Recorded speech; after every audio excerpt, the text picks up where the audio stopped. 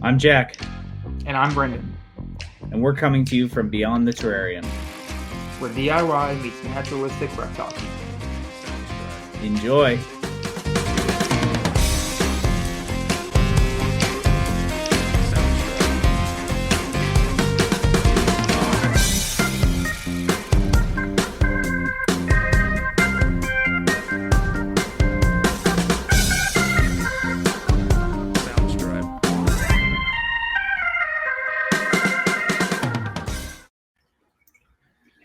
All right, everybody, welcome back. Episode number 2 of Beyond the Terrarium. I'm Jack Oliver, and I'm joined here by Brendan Meyer. Yo, How's what's it up? going, Brendan? What's going on, man? How are we doing this evening? Pretty great. It's Friday, so It is Friday. we're officially in the weekend. The weekend is here. It's time to get some projects done. Time to sleep, mostly, I think, on my end. Absolutely. So we're back for episode 2. I think we talked a good bit about where we want to go with this podcast and kind of just our overall thoughts on how we keep and how we want to keep going forward and what we want to talk about and everything like that. So I think we've got a good basis. Today, I think the main conversation is going to be surrounding my caiman Kevin's enclosure. Oh yeah. But before we get into the goodness, what do we got going on, Brendan? Anything new? I know we talked a lot about the polychrus cage last week. Are there any updates there?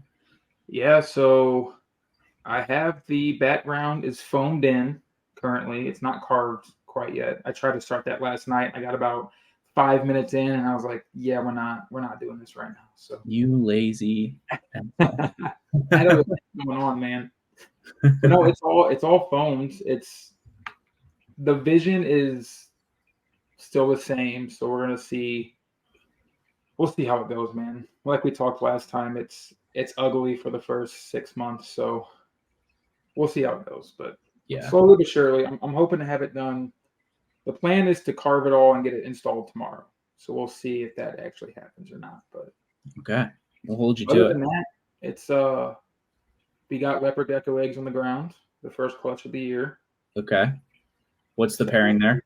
This season has officially started. It's like a tangerine red stripe to a white and yellow tangerine. Super pretty geckos. So, and I've seen babies from this pair before because I got them from Christian Parr, and he's already paired them and produced babies. So I kind of know what I'm expecting, and they're freaking fire, man. So I'm stoked on it. But Awesome. yeah, and then 2 more females should be dropping soon. And then I have a cat gecko who's still holding on to eggs that hasn't dropped yet. So I'm kind of waiting to see what happens there. But other than that, man, it's just all gecko babies and eggs. Yeah, I saw that cat gecko. I want to show the people that cat gecko. Dude, she is fat. Now that we've learned how to share screen on this podcast. Yeah, man, let's get it. Let's see if I can.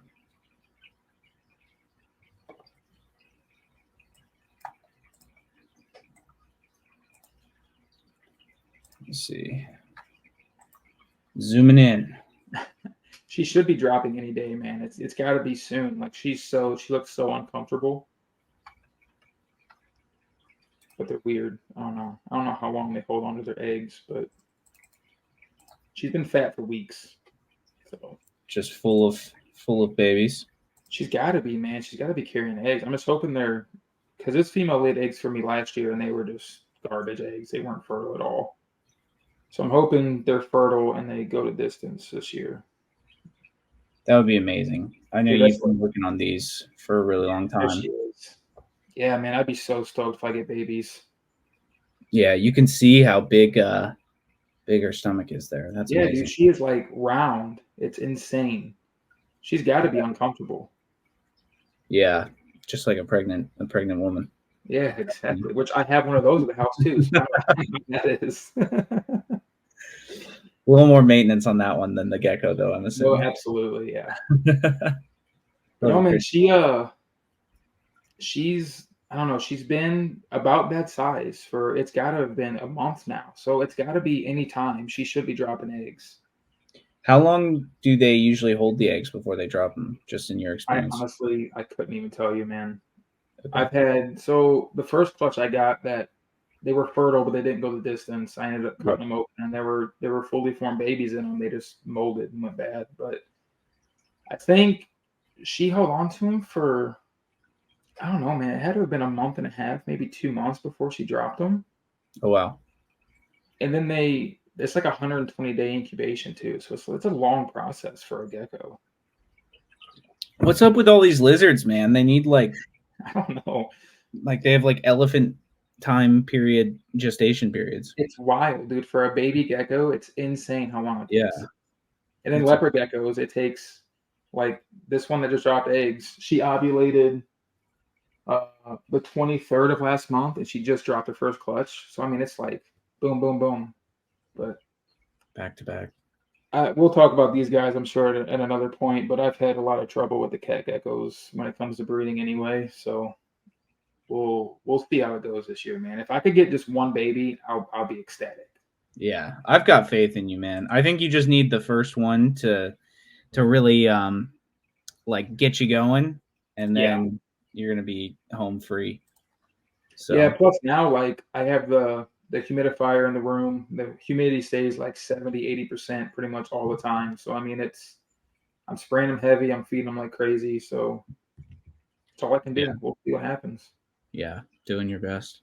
Yeah, man. That's awesome though, man. She looks great. Yeah, I'm stoked. Super stoked for you. Yeah. Awesome. So that's what you got going on. The geckos are just breeding like crazy. You're building a whole army of lizards to take over the planet.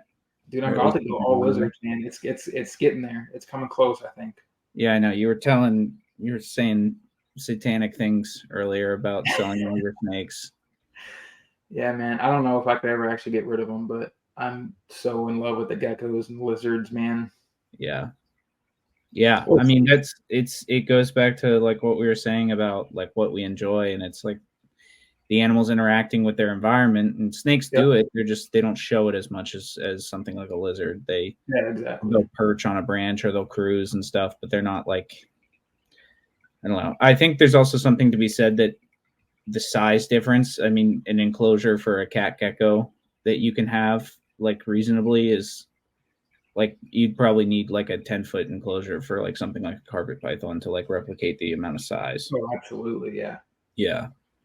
So Yeah, I think interesting. they'll stay, but I'm not going to expand anymore in snakes. I don't think. I think Yeah. what I have is what I'm going to have, and then because I can pretty much do everything I've always wanted to do with the carpets, minus the axanthic stuff. I gotta figure that out still, but other than that, I'm pretty much happy and set with what I got. Awesome, man. Awesome. But what's been going on with you, man? What do you got going on over there? Anything Not good? a ton. Today I'll share this. Today I I know you finished posted up. those awesome turtles today. Yeah, I posted those on Instagram, so I'll share that picture. But basically, I finished. There's an aquarium. Oh, If I lean, I block it. There's the aquarium. I can't turn it much more, but there's an aquarium over there. Um, and so I've got 3 turtles in there. There's a Florida red belly, and then 2 Podocnemus unifilis, which is like the Amazon yellow spotted river turtle. Everyone just calls them unifilis because it's easier. And so I have been building this turtle topper, I call it, or it's really just an aquarium hood that's got a basking platform in the middle and then lights mounted to the top. mm-hmm. So been building this for a while. It was like pretty much done 2 weeks ago, but I never finished the basking platform. So I finished that today, and they were like immediately basking on that. So Nice. that's the picture here. I'll share this. It was amazing to see, and it's nice because of the way I built this. It's not like a see-through like normal turtle topper that you would like buy. It's like all wood, so they feel secure in there. So they're not like concerned about predators from either side. Mm-hmm. So they bask a lot better, and they're not as scared like if I walk around or something. Um, they're not super shy, but the Florida red belly in particular will jump if I like stand up or something. I work in this room as well. This is my bedroom and office, and so they're in here with me all day. And just the movement throughout the day, I could tell was kind of stressing them out. So I wanted them to have like a secure basking area. But so it's just a piece of cork mounted over like the center support in the aquarium, and then there's a turtle ramp that you would just buy from like PetSmart on the other side of it that allows them to actually go up to the basking area. So that's the tank. It's like a 55-gallon tank. I've got a bunch of South American fish in there, and it's just fun, man. I like that tank a lot. It's fun to watch. It's easy to maintain. I did a big clean out today, and it probably took me 30 minutes to do my big clean out, which I do twice a year. So like, it's so nice. Yeah. Like if you're doing a big clean out of like a snake enclosure, you're pulling all the bedding, you're disinfecting with chlorhexidine or whatever, like disinfectant, like that'll take you more time than that for sure. Oh, yeah. And you got to do it much more. So people say turtles are hard, but I don't think so. I think they're pretty easy as long as you can maintain water quality. So, but yeah, so that's what I've been doing this week. Got some projects around the house this weekend. Otherwise, I'd be doing stuff. I've got some renovations that I've got to do on Kevin's cage, which I'm sure we'll talk about. And then I've got a new 300-gallon stock tank that I need to set up for some turtles outside. So nice, man. All of that is coming for sure. Yeah, I really like that topper. Thanks, man. We've been kind of watching the progress in the group chat, but it's cool to see it done and seeing it actually be used. Yeah, and it's cool too because like when you look at it normally, it's just like a normal like aquarium hood. Like it just looks like an aquarium hood, and then there's like the whole system inside of it, which I like a lot. I stained it nice to match, like the room and stuff. So I'm happy with it. Took me 2 tries, but I got there. I was a little bit like overzealous, I guess would be a good word, with my initial design plan. I was going to have this huge like top area with like plants going all up it and all kinds of stuff. And then I was like, this thing is taller than the aquarium, first of all. And then second of all, 55-gallon tanks they're not very wide. They're only like 12 inches wide. So when you go up, essentially, basically it was going up more than 4 feet tall. Oh, wow. Off the stand. Yeah. So it's like, it's super tall, but not very deep. Mm-hmm. So you're like looking at this thing almost like it's a picture frame, like it's not, you don't really have much room to work with. So proportionally it wasn't great, but I'd like to do that one day and just have like a, 180-gallon or like a 200-gallon aquarium or something with a whole top section, like a polydarium with some discus and stingrays and stuff. That would be the goal one day for sure. Well, yeah, man. I was actually I was at the reptile shop today getting feeders and stuff, and they have some more pearl gouramis. Like they got some more in. And I was looking at it. I was like, oh man, I want to do a gourami tank so bad. Nice. We got to take a side note here, Brenden, because you know what I realized after we did our first episode? What's that? We didn't talk nearly enough about the fish keeping. I know we mentioned that you and I both keep fish, but like I feel like you and I both like keep fish. Like I don't have any dedicated fish tanks, but like we like I've got fish in all my turtle tanks, and we like are in it now. Oh yeah, dude, I love them. Like I only have the 2, but I'm all in. I want to do a big like gourami Danio biotope type aquarium eventually. Yeah, is like the goal. But that'd be sick. Dude, they're so much fun, man. If you set them up right, there's like no maintenance. Mm-hmm. Like the 2 I have now, I've had for months, and I just top off the water, and like that's all I do. And they're crystal clear. The plants are growing like crazy. The fish are doing great. It's it's easy. I feel like everyone has like one bad experience with fish tanks because they don't like understand how they need to be set up. Yeah. And everyone's like, oh, fish could never do fish. Like, I don't understand water, but it's like a very base level understanding. And then once you got it, it's like significantly easier than I would say snakes. you know? Well, I mean, like, if you remember, that was me in the group chat. I was always like, I would love to keep fish, but I can't do water. Like I was just terrible at it for the longest time. Yeah. But when you actually like put in a little effort to research, it's really not difficult. Mm-mm. It's just like you said, it's getting that baseline and then getting like the baseline chemicals that you are going to use. Once you have all that set and you build the tank properly and you fill it with plants like I Yep. did, it's so easy. Yeah, the house plants are the key for sure. Like Dude, it they makes such a stabilize difference. everything. Yeah, it's They wild. they they keep everything good. The house plants and then also like the biological filtration, like having enough. Like I don't know. When I first started doing it, because I've been keeping fish now, I kept fish way before reptiles. I've had a fish tank like basically every. I don't think there's been a year when I didn't have a fish tank, Yeah. whether it had turtles in it or not. But when I initially did it, I had this massive sump, and it was in the same 55-gallon tank in this room. Um, and I had a big Oscar in it, and it was in my bedroom in high school. And I built this like massive sump in the back of it, like a DIY. I was using like insulation as the filtration media, and Mhm. then like little scrubbies, like Yeah. sponges almost, Yeah. as the mechanical filtration. Um, and it was like way overcomplicated because I didn't really understand like what I just like saw YouTube videos and was like, "Oh, this is how you make a big filter. Like I need a big filter." And now this tank that I've got is significantly more stocked than that tank I Mhm. had with the Oscar. There's probably 30 or 40 fish in there and then 3 turtles. Like that's a lot of bio load in this tank, and I just have a sponge filter and a hang on back. It's a Fluval Aqua Clear, which is like a pretty good brand. And Yeah. I've got a lot of biological media in there, but that's all I have running it. I don't have this massive sump that I had previously, and it's because I have like the right biomedia, and Mhm. I've picked the right fish, and like the way it's set up is like, stable. And Yeah.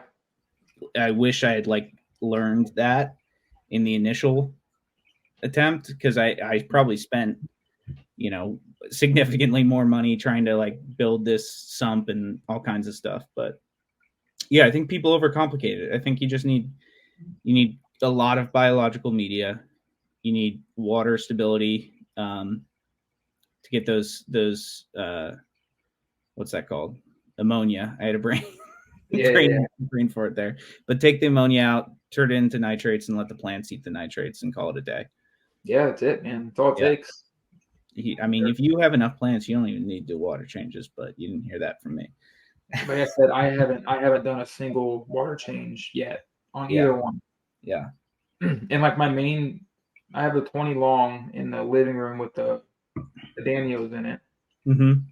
It's like I have 8 Danios and a couple snails, and I have like an aerial root from a big monstera in there, and it's like taken off and rooted. Yep. I have a pothos and like some peace lilies, and I haven't changed the water once. I top it off once a week, and Yep. it's fantastic. Doesn't need to be messed with, man. Keep it Mm-hmm. simple. Yep. The other If it thing ain't too, I broke, think don't fix is, it. oh, sorry, go ahead. I said if it ain't broke, don't fix it. Yes, sir. The other thing too, I think that people get wrong is the types of fish that they buy, Yeah. because everyone goes in. Well, I feel like everyone starts with beta. Betas are great. They're very hardy fish. Mm-hmm. They're great.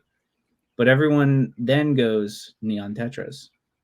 I have done the neon tetras. You have done the neon tetras. Neon tetras are an extraordinarily difficult fish. They are very sensitive. They need to be in highly acidic water immediately, so that, because they're coming from so many different, they're going, like they're being imported, then they're going to a wholesaler, then they're going to a fish store, maybe another wholesaler in between there. It's going all over the place, which a lot of other fish are too. But the difference is neon tetras are coming from like a highly acidic, waterway in the Amazon. Like they need that acidity, and they need it like yesterday. So they gotta, and they're sensitive. So you gotta like acclimate them, and they probably need their own tank of, established water and acidic water to do it. But I feel like that's like the most common fish that people get, myself and you included. Like we've fallen trapped to it, and it's like they're not good fish to get. Like, so I think Danios are great. You've had Yeah. good experience with them. I've got some downstairs in one of my turtle tanks, and they're great. Gouramis are also great. They're basically the same as betas. And cichlids, I think you don't have cichlids yet. I'm going to get you on the cichlid train because they're the best, man. I love them. But they're, as like I said, as long as the water's good, you don't have to do anything special with them. They're pretty hardy. So I love cichlids, man. I'm gonna be going down the rabbit hole again soon, I'm sure. So yeah, yeah. Just wait till you get that monster tank down there. Yeah, I need one in the gecko room, man. I need a tank in the gecko room for sure. Yeah. Well, so you were saying you're going all lizards, but I think the all lizards might go out of the window and it'll be all fish here soon. No, it's never all fish. I love fish, but I don't love them that much. Yeah. I know. Sometimes it'll be an addition, though. Yeah. Sometimes I think about going all fish, but then I think about what turtles I would put in each fish tank, and then I'm like, well, see, I couldn't go all fish because I can't even go one fish. Yeah. I can't even never all fish, but yeah. I think 3 or 4 tanks would be cool. Like I want to put one in like our living room downstairs in the basement to like give some nature down in there. And then I'd like to put one in the gecko room, and I want to put one in our eventual daughter's nursery. I think it'd be cool. That'd be sick. That'd be awesome. Yeah, man. Yeah, they're just so relaxing too, and I feel like they're a good like intermediary between reptiles and stuff. Like I know personally, like in my relationship with my girlfriend, like she loves the fish tanks, and that has, turned into her loving the turtles.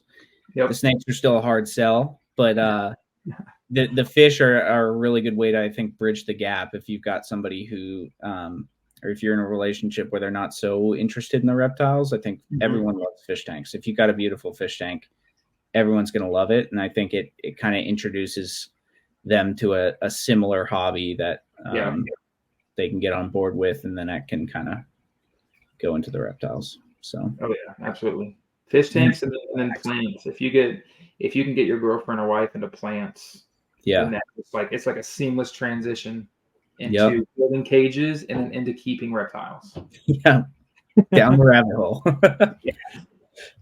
Oh, absolutely. That's amazing. Yeah, I felt like we didn't touch on that enough in the last episode, because I think as both of us kind of move forward in our journey in keeping, I think, what we learn from the fish keeping side of things definitely, plays into how we improve our reptile care.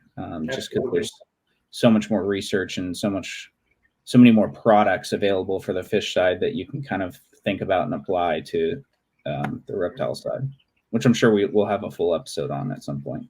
Oh, I'm sure. It'd be great. Just like the aquascaping alone really translates really well into cage building. Yep. And that and the environmental control side of things that they've got. And it all goes in. Water quality, if you keep frogs, like, or anything that's in a polyidarium. Yeah. Aquatic snakes. We should definitely have Zach on in the future when he gets those tentacled snakes set up, and we can talk about that. Weird ass snakes. Yeah, they're a little creepy. Brenden and I saw them at the Shed Aquarium. We were both a little bit like, I like my snakes on land, I think. Yeah, man, they're strange. I like Neurodia though, but they don't have the nose things, the tentacles. Yeah, it's the tentacles that get me, man. There's like an eel and a snake, and it's, I don't know, just not my that's for sure. Yeah, no, I get that. I'm with you. Awesome. Do you want to get into Kevin? Yeah, man, let's do it. I have I've been this past week or so, I've been like, as I think of questions, I've been kind of writing them down, because I don't know if like a lot of people know, like we're friends, but I really don't know much about Kevin's journey with you. So I have like I said, I have about 10 questions or so that I have written down that I think would be good to get into, and they all kind of feed into one another roughly. So that's sweet, I think it'd be a good overall episode about Kevin and his awesomeness. Yeah, he is awesome. That's Yeah, he is. I can't wait to see him in person, man. Yeah, I know. So I've seen your collection in person. Brenden has not seen my collection yet. You got to Yeah, make that happen soon. yeah, I got to get out that way.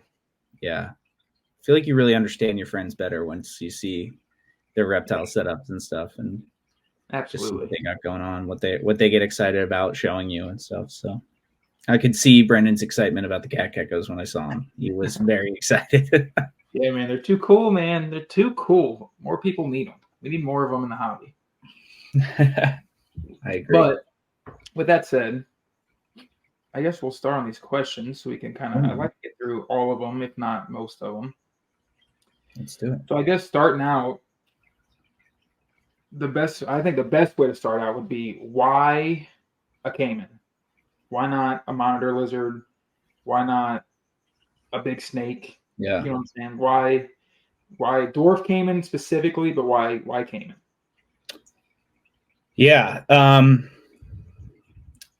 So when I was young, I want to say like middle school, high school, I was obsessed with all large reptiles. I really wanted a tegu really badly. I wanted a savanna monitor, and then I wanted a dwarf caiman.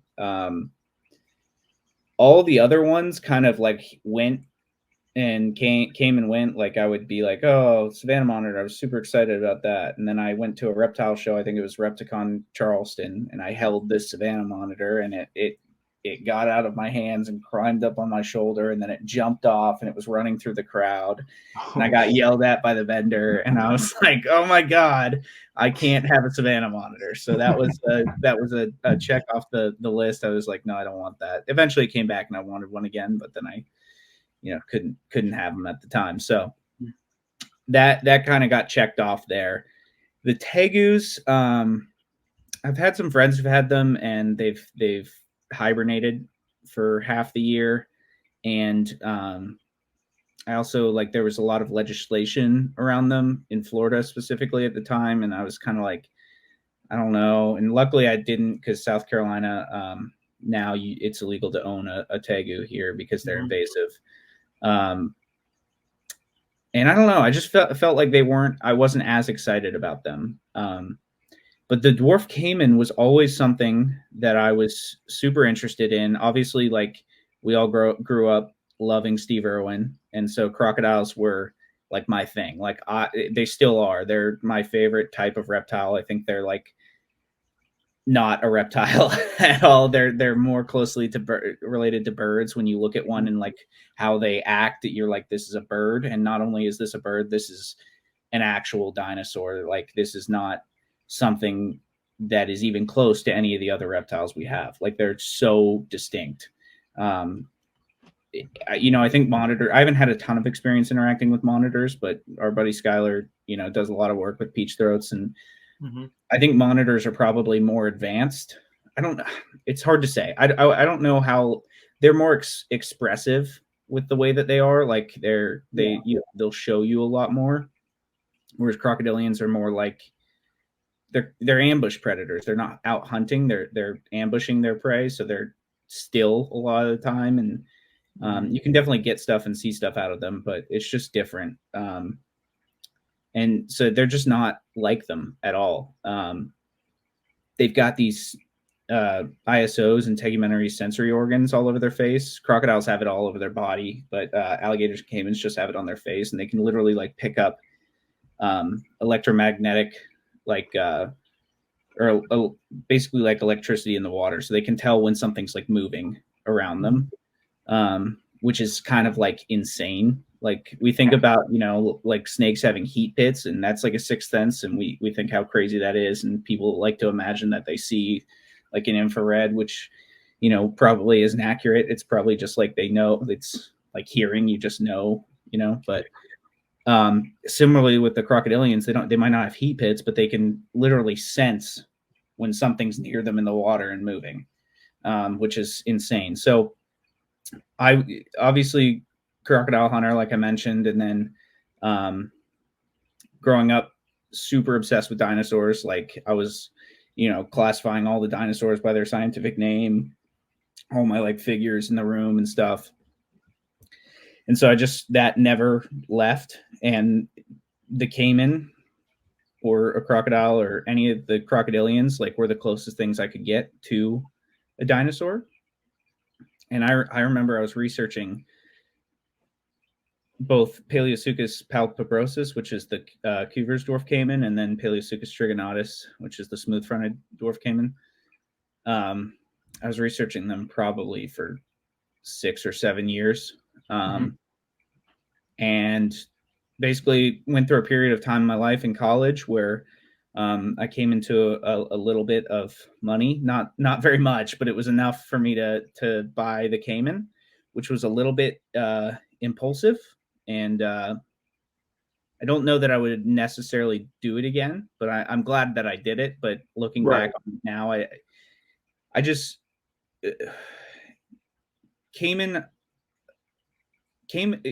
crocodilians in general are not something I think people should own unless it's like that, everything, like this is your entire point of your life is to own crocodilians. And there are people like that, and own and care, I should say. There are people like that. And I've become like that, like that is my main goal now is, is these reptiles and making sure that Kevin has a long and healthy and vibrant life. But not everyone can do that. And there's no shame in that. I think it's kind of absurd to have a crocodilian in your basement. Like the whole concept of it to me is kind of absurd when I think about it. Like I said, I'm very happy that I have done it. And owning and caring for him has been one of the most enjoyable experiences of my life. And it's just the most rewarding animal I keep. But it's definitely not for everybody. So if you're thinking about it, just think about it from the perspective of this animal is going to be with me for 40 to 60 years, and it's going to get very large, and legislation can change at any moment, and you might have to move at any point, and you might have to move to somewhere where you can't keep that animal anymore. And so are you willing to quit your job and find a new job in the location that's legal for you? Things like that are things you have to consider when purchasing an animal like this, because there's too many people who do it and then realize this and then have to find a home for their caiman. And because of that, there's far too many caimans in rescue situations that quite frankly aren't great for the animal. This animal, for the most part, these animals are farm bred, which probably just means, wild collected in their home range, which is, the Amazon and, northern South America, where it's legal to export them from. And so they're taken from that, and then they come live with you. And if you're going to purchase an animal like that, like you got to make sure that you're going to give it a good life, because it's sacrificed a good life or the possibility of a good life in the wild to come live with you. So you got to make sure that you're caring for them correctly. So that was a long-winded answer, but why caiman? Like crocodilians are my jam. They're if I was able to, and if I was willing to say, hey, I'm gonna find a piece of land in Florida, I would have every species of crocodile I could get. But you got to have a lot of money to do that. Got to be able to move to Florida to do that. There's a lot of factors involved there, but he'll probably be my only crocodilian. We won't get any more. But yeah, he's amazing, man. So that's why Kevin. Perfect. And I think that like most of the time when you hear, oh, he has a caiman in his basement, the first thing you think of is it's in one of those blue plastic kiddie pools in like an unfinished basement. You know what I'm saying? Like that seems to be the first thing people think of. Yeah. So I feel like that gives a lot of stigma around keeping them. But like you said, a lot of people can't keep them properly Mhm. and shouldn't keep them at all. Like Yeah. if you impulse buy a corn snake, you can make that work. Yeah. You Yeah. can make that work for its entire life perfectly fine. If Hmm. you impulse buy a caiman and you bring it home and expect it to just live in a 55-gallon aquarium, you have, you know, you're gonna very much regret that in a very short amount of time. Yeah. Yeah. Yeah. I think the other thing too is like, I think a precondition to having these animals is you got to be handy as all get out, because you cannot go and buy an enclosure for this animal. Like, it Yeah, is impossible. If you're going to have an enclosure for it, you have to build it. Like, yeah. there's nothing and it's going to be expensive, which we'll talk about. Hmm. Um because it's just not something you can go to PetSmart and find, or even online. Like, you can't Kevin's only 3.5 feet now. I say only. He's going to get 6. Hmm. Um, and I would love to have him in a bigger enclosure than I have now. And the enclosure I have now is massive. Exactly. Um, so you got to be able to dedicate the space, and you got to be able to be handy and make those enclosures, and have the tools to like, Absolutely. Absolutely. yeah. But put a pin in that because Yeah. that's Yep. you're about to start I'm going answering. ahead. Sorry. So no, you're good. So I was going to ask you how much research went into it, but you already kind of touched on that a little bit. Yeah, yeah, I Very can talk a little little, bit more about that. or like specifically for Kevin, very little research into that. But I mean, you researched them prior, obviously. But Yeah, did I you so go, when did you go to the show expecting to come home with a caiman? well, so I bought him online. Oh, Um, okay. yeah, I bought him from we don't have to say who I bought him from. But I bought him online. He got shipped to me. But I did know that I was going to buy him, and I kind of, before, like the summer before that, I feel like I kind of really ramped up my research. Mhm. Not because I knew I was going to do it. I didn't really know I was going to do it until like 3 weeks before I did it. Gotcha. But I ramped up my research just because I was like, this is something I need to make happen. Like, I love these animals.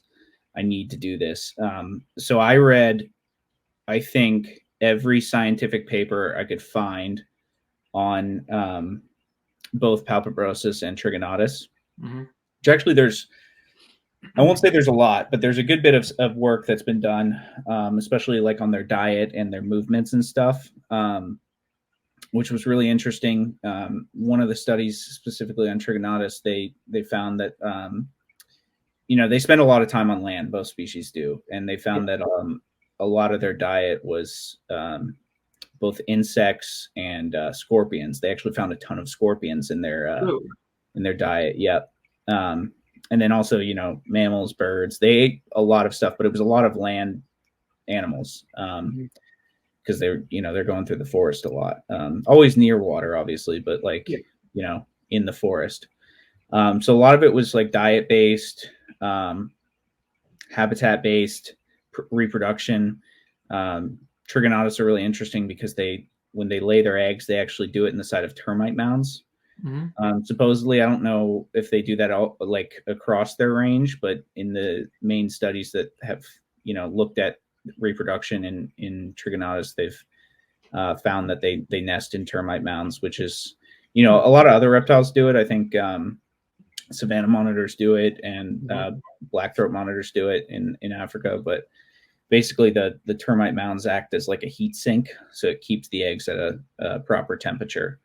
Um, so that's really interesting. I think that's also probably a leading cause why they're not like readily produced in the U.S.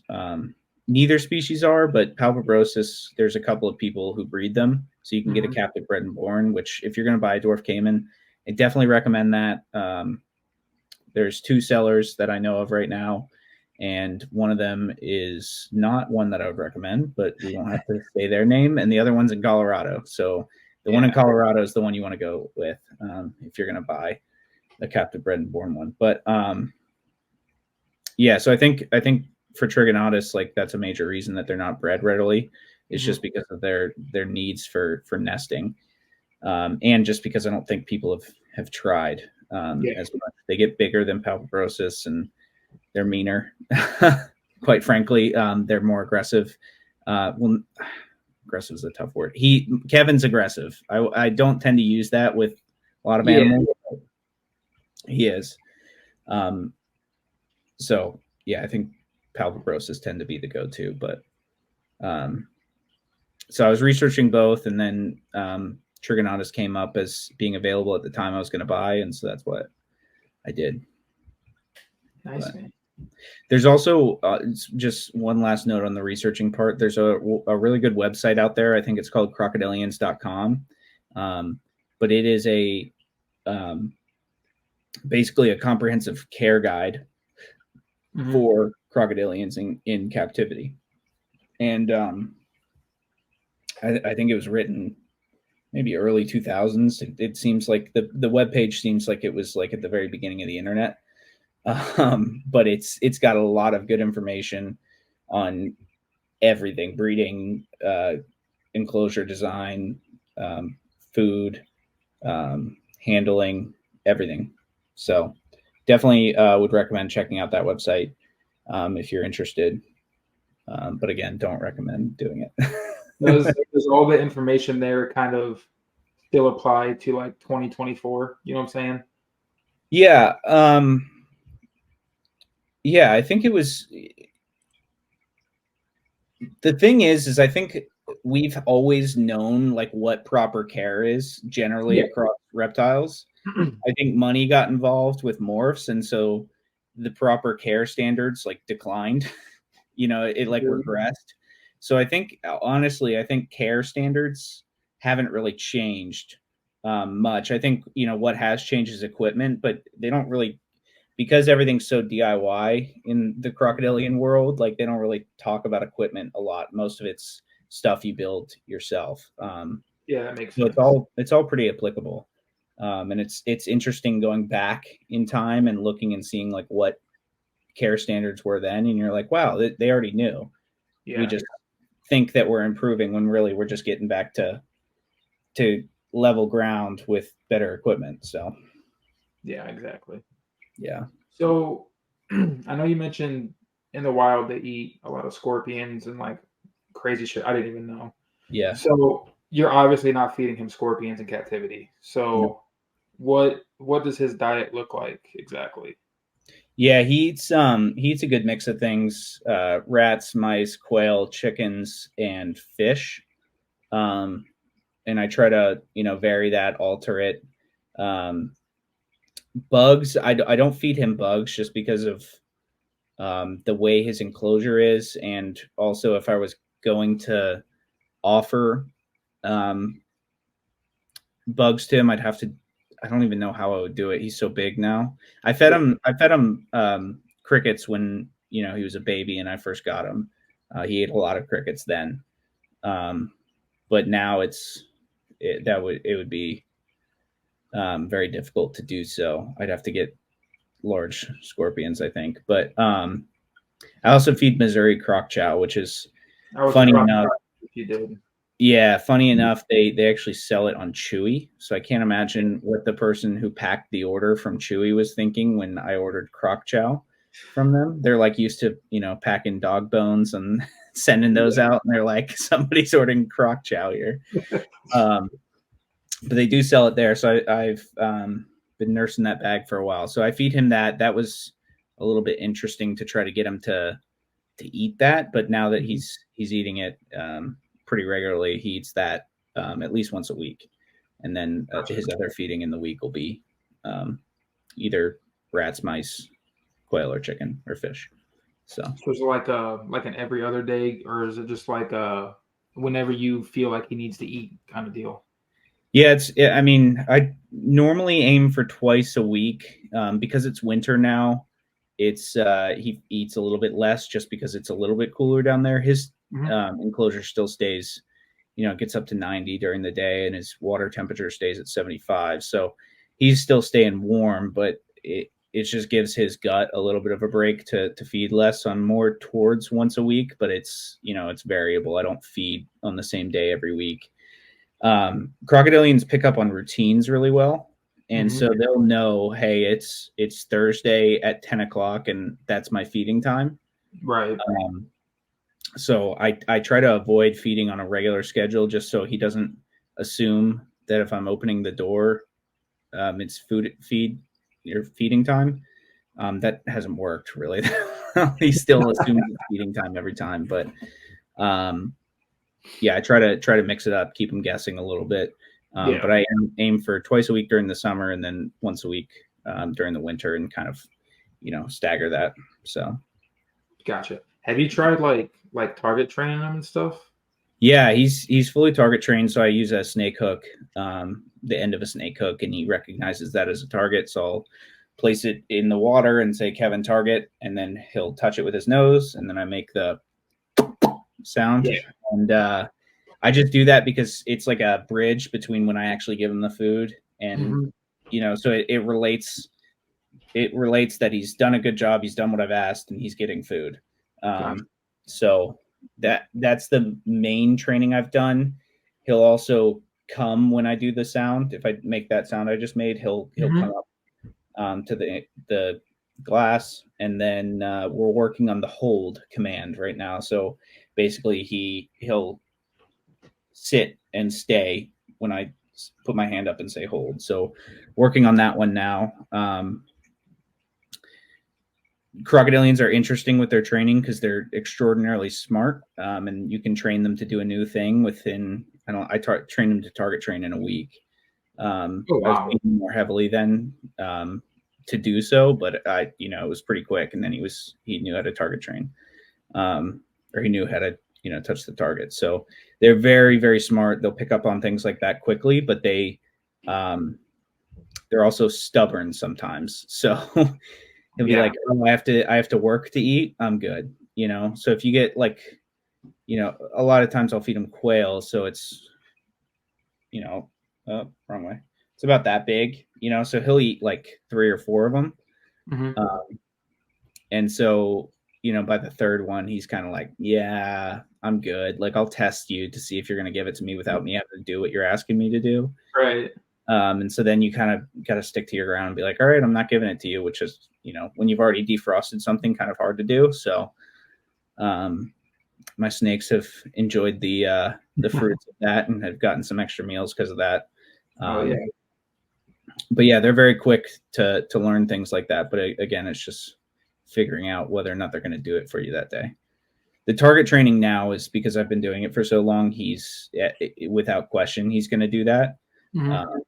But like the hold command, I've gotten him to do it a couple of times, and sometimes he's just like, "Nah, man, I'm moving towards you. I want to eat," So Like I'm coming for you, whether you want me yeah, to or not. exactly. So I want to get into the enclosure. Obviously, I think that's the biggest part of this episode. Is like that whole, because if people haven't seen it, and you can, if you have a picture, if you can bring it up, Yeah. it's insane. First of all, it's wild. It's one of the coolest enclosures I've ever seen. Thanks, man. Yeah, of I appreciate course. that. I'm sharing it here. Yeah, there it is. This is kind of an old video. It doesn't necessarily. I meant to take some pictures of it today, but I did not. It doesn't fully look like this anymore. But It definitely gives you a sense of scale, though, of how massive it is, and it's, I'm assuming, not even the final enclosure build, right? no, yeah, there will be his next enclosure. We're probably going to move in about 3-ish years. Mm-hmm. So his next enclosure will be 12 foot long, um, 8 foot wide, and he'll have a big, like Yeah. 600-gallon pond. So So before you built this enclosure, what was Mhm. like, what was the original vision that you had in your head of the enclosure you wanted to build, and how does that differ from like what he's in now? Is it um, yeah, I think honestly, I think it's exactly how I envisioned it. The thing is it's hard for me to remember because I didn't actually do any drawings of it before I did it. Mm-hmm. I just kind of knew what it was going to look like in my head and just started building, which is definitely like not what I'm going to do for the next one. Right. I'm definitely going to plan because it kind of forced me to figure things out on the spot and probably took longer. Mm-hmm. I think it took me 2 months to build, but I worked full-time job and I was doing it in the evenings on the weekends. So, um, but no, so basically what I had planned is you can kind of see in this video, like it's a 4 foot by 8 foot pond, which is equivalent to, it's like 2 foot tall. So it's like equivalent to like 400 gallons. Um, and so basically I made that out of 4x4s. And so Mm-hmm. I basically like Lincoln logs them. So they overlap in the corners, and used massive, um, they're like lag bolts, but you can drill them in rather than like cranking them Yeah. with a socket. So I drilled. They're like they're like 6-inch lag bolts, and there's 4 or 3 in each 4x4. Mm-hmm. And so it's basically just like a stack of 4x4s intersecting, all the way up to 2 feet tall, and that created the pond. And then I put a pond liner in that. I did an underlayment and then a pond liner, which we'll talk about, what it looks like now. Um, and then on top of that, put a cap, around the edge of a 1x6, like basically a decking board Yeah. cap around the top to cover the liner. And then on the back where all the land is, I built basically a deck. So there's a 2x4 mounted to the back of the 4x4 pond, Mm-hmm. creating like basically like a load bearing, uh, I don't know, like rafter or something. I don't know what you would call it, but it's basically the deck is then built on top of that. And so the deck's just, 2x4s um, with plywood on top that's mounted on top of the deck. And then at the back, they have 4x4 posts, that go to the ground. Because this is technically it's in my crawl space. My crawl space is a walkout basement with 7 foot tall ceilings. But in the back where the deck is, it's actually raised, because of the way my house was built. So it's another foot above where the pond is. And so I had to Okay. get creative with like the lengths of the 4x4 posts that hold it up. I basically had to like measure each one and then fit them, Mm-hmm. to make sure it was level. So made that level, and then I cut out a section there where you can see the waterfall filter. That waterfall filter has since been replaced, and I have a 5-gallon bucket full of, lava rock that a pumps into, that just drains into his pond now, and then a Fluval FX6 on there as well. So those are my 2 filters now, which I'm going to be making some changes there. We can talk about that later too. So once the deck was built, then I built the walls, and the walls are really just like a normal wall you would build in your house, just with plywood on the outside. Mm-hmm. And then built the front. So the front is the same, just instead of plywood, there's a frame and plexiglass in there. I wanted to use plexiglass so that it was, more resistant in case Kevin went up and hit the glass or anything like that.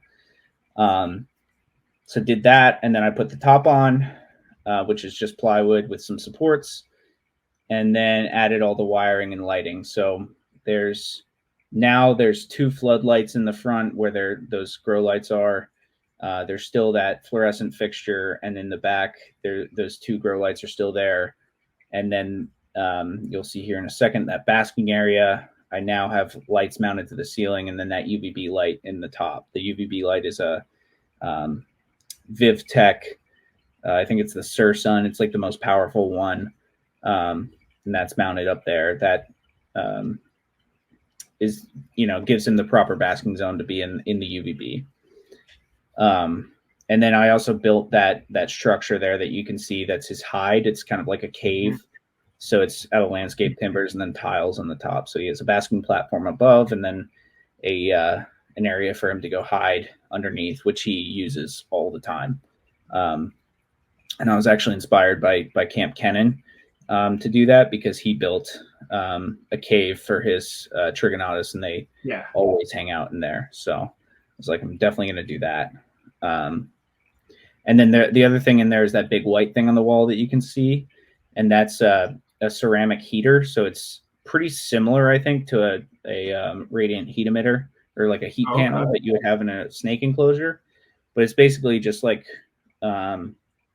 heat wire or heat rope or whatever that is, heat cable, going through like a ceramic thing, and then it's mounted away from the wall, so the airflow goes behind it and it heats up the air basically. So, and then there's a fan mounted in the corner up there. So that is it in a nutshell. It was a lot of work, man. What's that? It's just so insane. Like I'm just sitting here like watching the video over and over again, and it is insane. Yeah, it was a massive project. It is the next one's going to be even larger, but I'm going to plan it out in advance so it's quicker. Very expensive project, I think in total. I'm up to around $5,000 now in this enclosure. I built it. It was done in September of 21. I want to say. Okay. I think. What Daytona did we go to? That was 22. 2 years ago. Yeah, 22. Yeah. So it was finished in September of 22. I guess this says it. Yeah, September. There it goes. Right there, the date in the corner, September 9th, 2022. So that was right after I finished it and added him in there. So the other thing I forgot to mention too is there's these two plant boxes on either side with there's a stick there. So basically that's pond underlayment that I've drilled into the stick and then into the corners. And so it actually sits in the water and creates a pocket for the plants to grow in the water. So those plants are actually growing from the water that's in the pond. So they're helping filter the water as well. And in turn, obviously growing like crazy. Yes, yeah. I have some different ones in there now. I still have the Monstera, and then there's, if you look in that back corner, the back right corner right there, got that big alocasia, and that's now been moved forward into the plant pocket, and it's growing crazy. So but yeah, so I think next steps for me, I have to remove that waterfall filter because it started leaking. So I'm going to remove that, put some plywood down there, dry lock it. That's the other thing I forgot to mention is the entire thing is painted with dry lock, tinted dry lock to prevent any sort of water damage. And I haven't had any yet, so that's good. We're a year into it, and yeah, no water damage above. The major thing with the pond is you can imagine a caiman's teeth are very sharp, and a pond liner is made of rubber, and the two don't mix very well. I talked to some people and thought it might be safe. It's 40 mil pond liner, so it's very thick. It was not thick enough, and so about 3 or 4 months into it, he punctured the pond liner. So I had to drain the pond, patch the liner, fill the pond back up. Or I added some underlayment on top of the pond liner in an attempt, but really that just turned into him having a hide area behind the pond underlayment, between the pond underlayment and the pond liner. And so probably 2 months after that, he popped it again. So I had to figure out another solution. And so what I ended up doing was driving all the way down to Atlanta to buy a 30-foot roll of concrete cloth, which is essentially concrete impregnated cloth that when wet turns into concrete. So basically it's like easy lay concrete. They use it a lot for like drainage. So you would like put it in a ditch, and then the rain would come, it would harden, and then it would create a channel for water to drain. So I installed that. It was probably a month process, which was painful. I had to keep Kevin separately in a small enclosure. It was awful. It was not great, but I had to do what I had to do. And got it fixed, put them back in there, and then the concrete, I didn't drain it enough times to remove the hardness from the water, so the water became like extraordinarily alkaline and caused a lot of hard water stains. Caused Kevin to get some hard water buildup, some like calcium buildup or something, some mineral buildup on his back. So had to drain it like 6 more times. But now we're good. Now everything is at peace. I haven't had leaks. Knock on wood. I'm knocking on so much wood right now. I haven't had leaks right, yeah, in a long time. But that was so stressful. But that's the kind of thing you have to deal with. Like when you're trying to make something like this, like I couldn't, because of the way that my basement was built, I couldn't use like I'm going to stop playing this because it's a little distracting, but I couldn't use like a normal stock tank that a lot of people would use for a crocodilian because of the way that my basement was built. So I had to make this pond, and because of that, like I had to deal with all the things that come with making a pond inside of your house. So very stressful. I think that singular roll of concrete cloth cost me $600 plus the gas and time to drive to Atlanta to pick it up. So not ideal, but we're here, we're done, stress-free at the moment. So so I guess that's the biggest thing is just lighting changes, and then the concrete cloth that is different from when I first built it. Gotcha. Yeah, I remember you posting in the group chat the leak saga, dude. And I felt so bad for you, man, because you'd be like, I got it fixed, and the next day you're like, oh no, it's still fucking leaking. Like it's just, like you had to drain that thing a dozen times. Oh my god, so many times. So many. It's stressful, man. And like that's kind of what we were saying earlier. Like you can't just go and buy something that's going to work perfectly the first time for something like this, you know? No. Like you have to build, either pay somebody to build, which is going to be more expensive. Yeah. Or you just have to learn and do it yourself, and you're going to mess up, but you just got to keep refining and getting it better and better and better until it's solid. Absolutely. Yeah. It's more stress than you'll ever encounter keeping any other reptile, because if something goes wrong with an enclosure, I mean, the closest thing I can relate it to is you put a baby corn snake in an exoterra and it escapes because of those holes in the back where the cords can come through. Yeah. Like that's the closest thing, because then you're like stressed, the snake's gone, like freaking out, you know. That's the closest thing I can relate it to, because that's the only problem you would have with a store-bought enclosure, other than like a break or something like that, which could happen. Then you can just go buy a new one. But yeah, it's an immense amount of stress, and it's like how it'll make you really determine or show how committed you are to owning that animal and caring for that animal, because I could have very easily just been like, I can't do it, I can't fix this thing, you know. I would have had to have found a home for Kevin, but there's a commitment that I made where, you know, I could probably find him another home, you know, but then I'd be taking up space from another caiman that you know, that somebody else couldn't take care of. And I know that I can do this, you know? Yeah. And so I don't want to put him in that situation, specifically in this scenario where I was like, oh my God, how am I going to fix this? Because I knew I could fix it. It just took all of my money and time, but I did it. And, you know. Yeah. I entered a state of deep, dark depression and everything, but it'll show you what you're made of. And it'll make you really determine, you know, is this something you want to do? And for me, it was. So, and you learn stuff for the next go round. You know, absolutely. Now you know. Start with the concrete cloth in the pond instead of doing your, you know, the rubber liner or whatever. Like it's all a learning experience. It sucks when you're in it. When you're in the thick of it, it sucks, and you kind of question everything, you know. Yeah. But whenever you come out that other side and it's working, it's a great feeling. Yeah.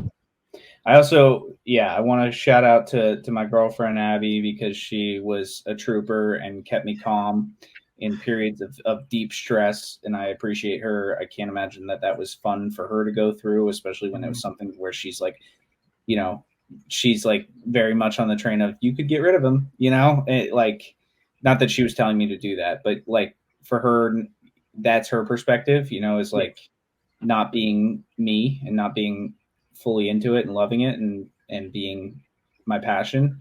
But she was my point is that she was supportive the whole time, and I appreciate that. If you're going to have an animal like this, you definitely need a supportive partner, because if they're not supportive, it'll be very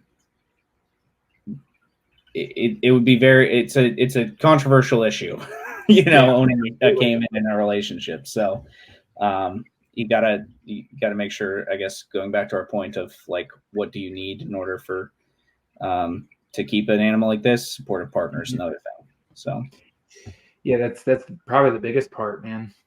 Yeah. Absolutely. Gotta have that. So yeah. So what would his current, like, I know you said you're going to eventually build him a bigger enclosure, but with this current one, is there anything else you want to change with what he's in now, or is he good until you build his forever home? Yeah, there's not like massive changes, but I was talking about the filter he's got now, the 5-gallon bucket. I'm going to change that because it doesn't look great. It's fully functional in his waters. The water parameters are great, but basically I've already bought the supplies, but I'm going to build basically a platform that has a slide out underneath of it. And the slide out's going to be one of those like black totes you can get from Home Depot with holes in the bottom. And so the pump's going to pump into there, go through the lava rock in there, and then go back into the water. And then I'm going to be able to slide that out if I ever need to. And then on top of that, it's going to be his basking platform and cave. So I'm going to move that to the side, and all the lights are going to go over there. And then the back area, the deck, is just going to be, substrate and plants. So I'm going to have like a whole wall of plants back there, peace lilies and stuff. That'll change the aesthetic a little bit, and I think it'll make it look better. So that's the only real change I'm going to make in there, barring any issues that I have to correct. But hopefully I'm past that and don't have any issues to correct. So fingers crossed, man. Yeah, no kidding. No kidding. So I know you said like your plans for this enclosure kind of, it was what you planned, you built. Yeah. So do you already have the plans in your head for the next one? Like, you already have it like written down, drawn out, whatever? Not written down. I used to draw all my designs, but I don't have this one drawn yet. But I have it fully like I could tell you exactly what it is now. It's 12 foot long, 8 foot wide. There's going to be an 8 foot by 8 foot pond section. But the pond I'm going to do it differently. So I'm going to do it like a plywood aquarium. So people who keep like monster fish, they build these plywood aquariums. And they're all over the YouTubes. So there's a lot of like resources out there on how to do it, which is nice. So I'm going to basically build this plywood aquarium. So there's going to be a viewing window in the front. There's a product called Pond Armor, which is a 2-part epoxy system that you can apply to plywood. You got to fiberglass the edges, and there's a lot more nuances with it, but you can apply that, put the window in there, and then build the rest of the enclosure around that. So he'll have like a 6 foot by 8 foot land area. There will be a waterfall on the back of the pond. I'm going to use like one of those universal rock waterfalls. Yeah. So I don't have to build anything there. It'll just trickle down into the water. There's going to be a bog filter in the back, made similarly to how my plant pockets are currently. So the water will upflow through that and then drain out, so I can have all my plants. Going to be fully enclosed, but then I'm going to have screen on the top rather than wood. So it'll be fully ventilated. And then, crazy lighting all up in the top because I want to grow a ton of plants in there. And then I also plan on having 3 species of turtle in there as well. So gotta have my turtles in there. So really trying to create like the entire Guyana shield in one enclosure.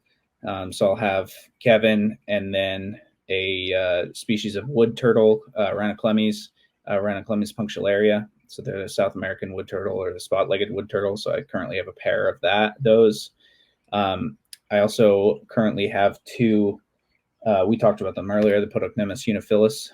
So I'm going to be adding those in there, and then I'm also planning on picking up some Joffrey's side neck turtles at Daytona this year. So they're Phrynops Joffrey, maybe, I don't know. They're in the Phrynops complex or genus from South America. They're also from the Guyana Shield, so they're going to go in there as well.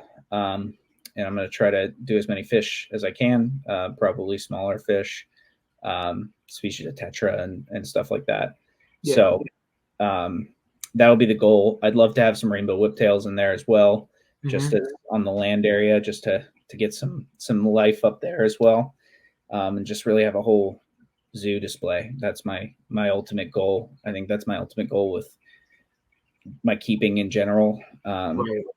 Is to have my own personal display that I can bring people in and show and be proud of, what I've built. So, yeah, that's going to be the ultimate goal. I feel like I talk to people about it. I feel like I randomly I'll message people on Instagram or whatever, and we'll be talking, and I'll talk about like my plans with this this pond that I'm going to do in the future. And I don't think anyone really believes me when I'm talking about it, but I'm like, no, I'm telling you, like, this is going to happen.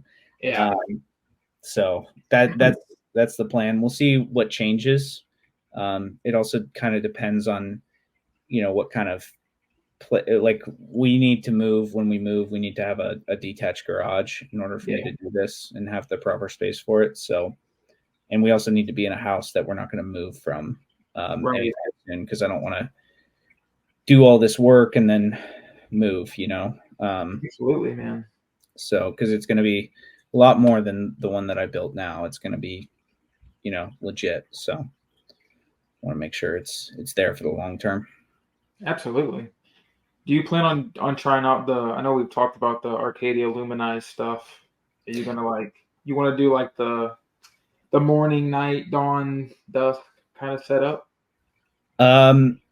Generally, yes. On this enclosure, probably not, just because I was gonna say that big of an enclosure would be kind of hard to do. It would just be extraordinarily expensive. I forgot to mention, in my current enclosure, I have a Casa power strip, KASA. And it's basically a smart power strip that I power my entire enclosure with. And so I've got, 6 different outlets on there where I can designate what time different things come on. And so I've got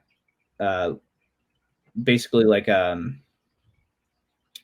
what would that be called? Like, my halogen lights come on first. They come on at sunrise, and then 30 minutes after sunrise, my full spectrum lights come on, and then another 30 minutes after that, my UVB turns on. So it's kind of like a staggered cycle there. So it kind of simulates a sunrise, so they're not just getting full light blasted at them. So, I think I currently try to do the best that I can with that, but we'll see if, Arcadia products, or those products, specifically the Luminized brand, comes down in price. But I think they're just a little bit expensive for the size enclosure that I would have. So yeah, absolutely. But I do plan to use, they've got a I can't remember the name now, but it's basically marketed to like zoos, and then also for people who keep large animals. But it's like a 4 light fixture that's got 2 sections for UVB, and then 2 sections or 2 heat light things, and it's all, suspended. And so you can suspend that over the basking site. So that's what I'm probably going to do, and you can link them. So I'm probably going to do 2 of those for his basking area, just so he has a more full basking area. And I think, it's probably, Arcadia is hands down the best products on the market currently. Absolutely. And any new products that they're coming out with, I definitely want to try. I'm definitely going to use the Luminize for everything else. It's just not this one. I also, with the size of the enclosure, the lighting you choose, it's kind of interesting, like the way you change your perspective on lighting when you have such a large enclosure, because you need it to cover a wide, I don't know what that'd be called, but a wide berth basically, or a wide path. So I use a lot of floodlights, 6,500 Kelvin floodlights, LED. They're like black, rectangular floodlights that you would buy for outside. 6,500 Kelvin, so they're full spectrum, and they grow plants really well. And so that's my general lighting in there, and that's the same lighting I plan to use there, because then you can just do like, probably 8 long ways, so 16 total across, and had full lighting without any dark spots in there. So Hell yeah, man! Dude, I'm so stoked. I can't wait for you to build this thing. yeah, it's gonna be sick, man. It's so cool, man. It's gonna be sick. I would love to put some of those monkey lizards you got in there, because they're, dude, I was just about to say that. But I don't know, man. I wouldn't want to risk them getting eaten. I mean, if you make it tall enough, they're pretty much fully arboreal. They're never on the ground. It'd be kind of insane. It'd be a little controversial. I think people would have a problem with it. Yeah, I mean, people have a problem with anything you do, though. Yeah, if you can make it work, it'd be pretty insane. Yeah, it would be. The goal is to have like a whole background in there. Made. I think I'll probably use universal rocks just because of ease, and then I'm gonna have like a ton of branches coming off of that with like bromeliads and stuff like that mounted up there, so that way it like literally looks like you're in the jungle. Basically, I want it to look like if you were. I mean, even here, this is where I get a lot of inspiration for, is just when I'm out herping. I call it idea herping when I'm not finding snakes. I'm just looking for the scenery. But if you go into like a creek bed and you've got these like muddy walls almost, and then the roots are coming out of the muddy walls, and there's like plants growing in there, but then you've got the creek bed below, and it kind of looks like a cliff face, but it's just mud where the water's carved out. And so that's what I want the background of the enclosure to look like, as if you're in a creek bed. It's so funny you say that. Christy makes fun of me, dude, because we go like creeking and stuff in the summertime. And I have probably 50 pictures of this, like the side of the creek in my phone. Like one day I'm going to build an enclosure that this is the background. It just looks so cool, man.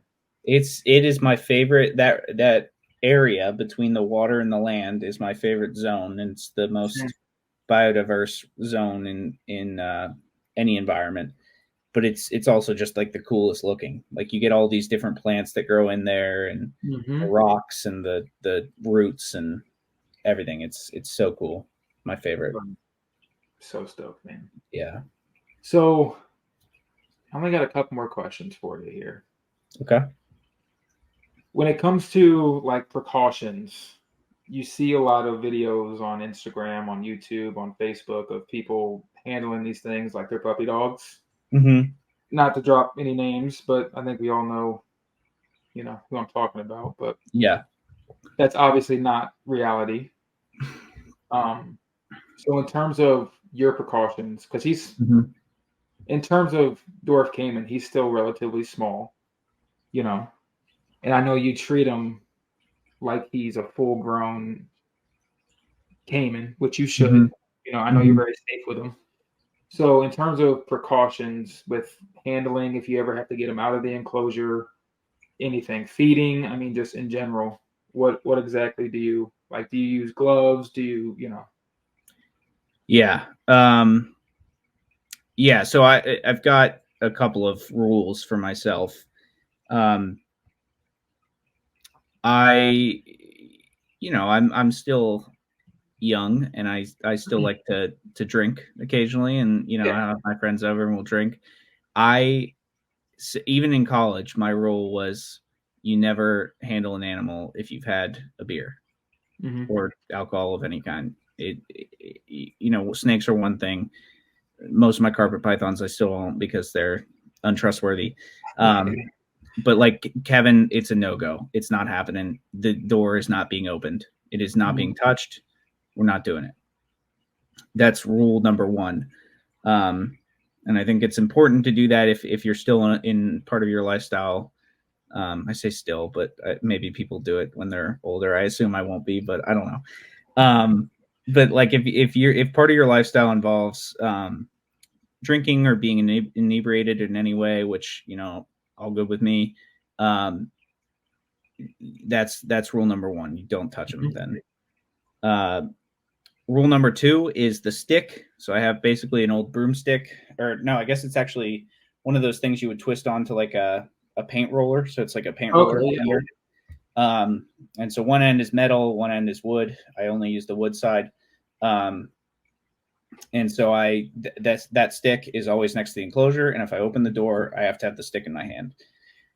Especially now, like I was saying, he's kind of food motivated, and he'll definitely try to come out and say what's up and say, "Where's my food, man?" And he'll be ready to bite anything when that happens. So stick is always in hand. Then I can open the door.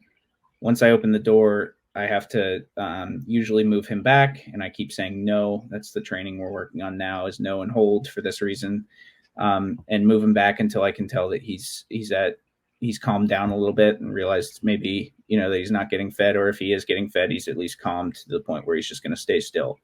Mm-hmm. So that's like general interaction rules.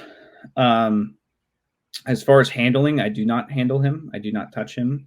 Unless I need to move him. If I need to move him, basically what I do is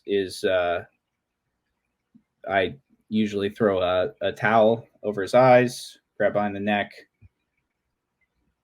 restrain him behind the neck, and then I grab underneath and take him out like that. Mm-hmm. I don't use gloves now. I did use gloves for a period of time. When caiman are in their 2 to 3 foot range, even now, still at 3.5 feet, he's very, very flexible, and he can bite you wherever you grab on his body. The difference now is that he's got more for me to hold on to. Right. Whereas before, he's small. I'm trying to grab. I could grab, part of his head and get bit then. And the welding gloves that I used were thick enough at the time where a tooth wouldn't have necessarily gone through. Now his teeth are probably that big. They'll definitely go through that. So I don't really use them now just because they kind of like inhibit my ability to use my hands. Mm-hmm.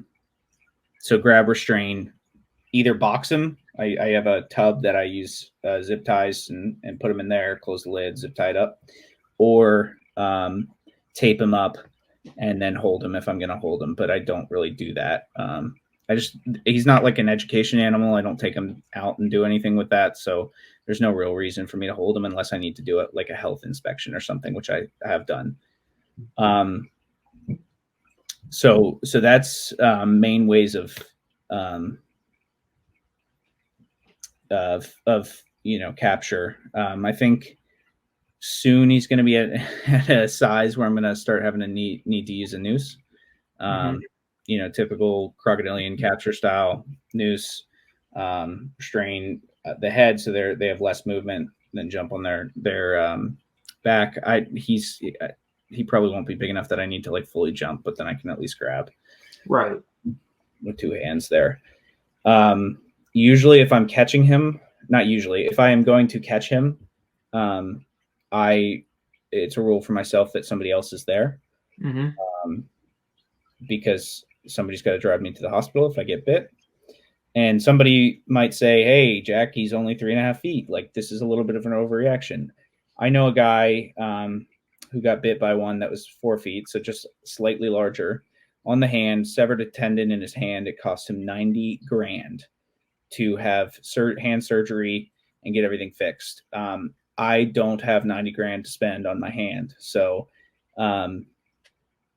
not that having another person there will help me do that, but at least I could get to the hospital quicker, or somebody can take me.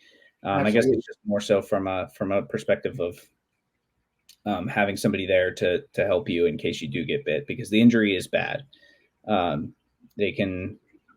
Their teeth at this size are significantly sharper than like a normal alligator tooth. a normal alligator tooth is like a blunt tooth. I mean, it'll still mess you up. Don't get me wrong. yeah. Caiman teeth, especially young caiman, especially Paleosuchus genus, they're more like shark teeth. They're like serrated, and so they'll just slice you, man. They are gnarly. So I tend not to want to get bit. Don't blame you at all. Yeah, but I think that's mainly it. It's not like something where I'm like worried about it. It's definitely something I always keep in mind. Like, hey, if anything goes wrong here, I could get bitten. But it's not. He's not really like aggressive. Like he's going to bite me. He's aggressive. Like he wants to eat, and he's going to come out of the enclosure. And the only real time I would ever be bitten by him is if I was going to lay my hands on him. The other thing too is if I have to work in the enclosure, I'll drain the pond first. He's a lot less mobile when he doesn't have water to kind of maneuver through. So if I drain the pond and just keep him in a corner and bring my stick in there with me, he's usually good. So gotta have a stick, man. Yeah, nice. But that's my precautions. Yeah, I think that's important to have established and stick to.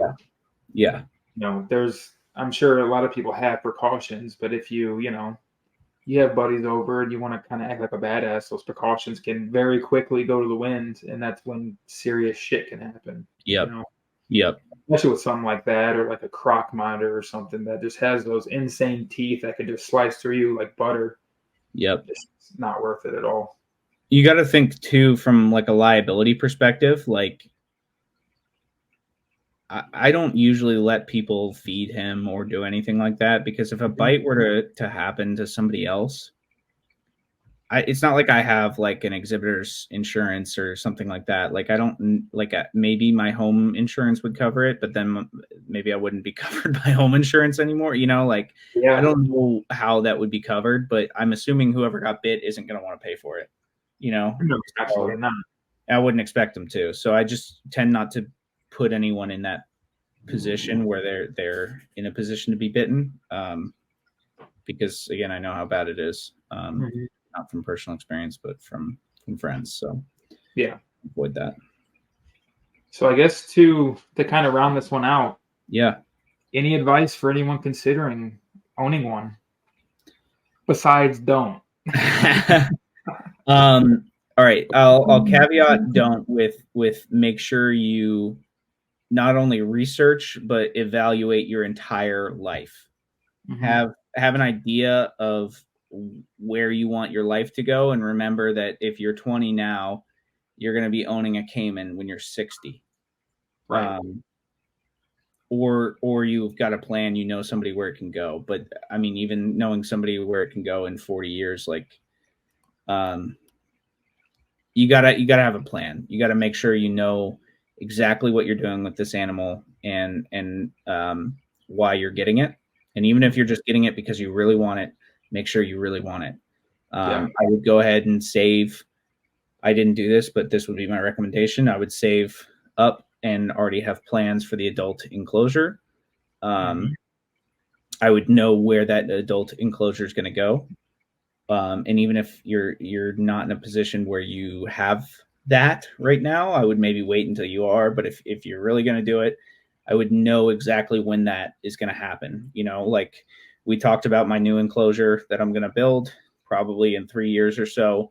The enclosure I have Kevin in now, although it wouldn't be ideal, he could live in that enclosure as an adult. And I think that's important to note, because he's not going to live in that enclosure long term. But even if there's like a 1-2 year buffer where I'm still saving up for a new house, it'll be okay. Yeah. The other thing too is you have to own your home. You can't rent and have a caiman unless you have like an insane landlord, or you're living with a friend or something. So you really need to make sure that you're not renting, or have a plan for that. And just be passionate, man. Like I love this animal. Like I love it. Like it every time I go downstairs, I get fulfillment by just being there next to him. I just sit. I have a chair right next to the enclosure, and I sit there and I just watch him, and I listen to the water, and it is my happy place. And so if that's what you want, go for it, man. All hands to you. I don't ever advocate for more laws regarding reptiles because I think it's a slippery slope. And so I definitely want them to be legal, but I want responsible people owning them if they're going to own them, which I think there are. Obviously, I'm doing it, which I don't necessarily consider myself responsible, but I think I'm doing it in a way that is good enough for him. And I think that's important to note. And I think that there are people out there who can do it because I'm just a normal person. So I think, anyone else can do it. It's just, you got to dedicate the time, money, and space to it. So absolutely, man. That's it. To jump on a caiman if you need to catch him, because I'll tell you, it's not like taking a snake out of an enclosure, man. It's right.